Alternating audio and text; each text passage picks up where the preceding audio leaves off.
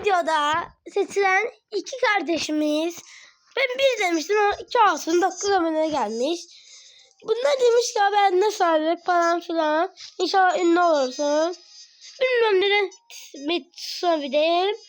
Ama diyorum ki kanka adınızı yazın. Bu videoyu izliyorsanız adınızı yazın dostlarım. Size biraz hastayım da sesim kötü gelebilir. Size nasıl gazetesi birinize vereceğim. Ve diğer çikolatayını bir çikolatayını vereceğim. O demiş ya abi spagetti inşallah beni çıkar. Kanka spagettini 500 abonede ya 500 100 abonede seni vereceğim. Ümiyetle 100 abonede sana vereceğim spagettini. Spagetti öğretmenim 100 abone sana vereceğim. Ben orada 500 abonede de nasıl veriyorum.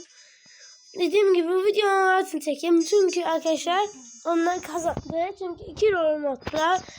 İlk yorumlarım onlar benim. Onun için onlara vermek istedim.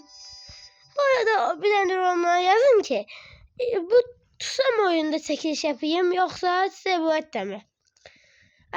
Buraya 10 like gelirse TUSAM oyunu bu videoya 10 like gelirse gel TUSAM oyununda ne yaparım? Bir tane var ya uçan hayalet mi? Ondan vereceğim. Allah abonede. 10 abone yani 20 abonede.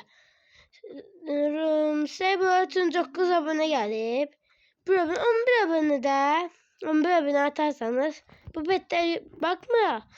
Aga bende var ya nasıl onlar. Bu ben hesabım silindi. Sonra tezenek etmek gelir. Onun için böyle. Bir sesim kötü gelebilir. Çünkü hastayım. Özür dilerim. Bakın. Vereceğim gerçekten. Şöyle bir tane uçan hayalet gibi bir pet var. Onu vereceğim. Eğer 11 dakika gelirse.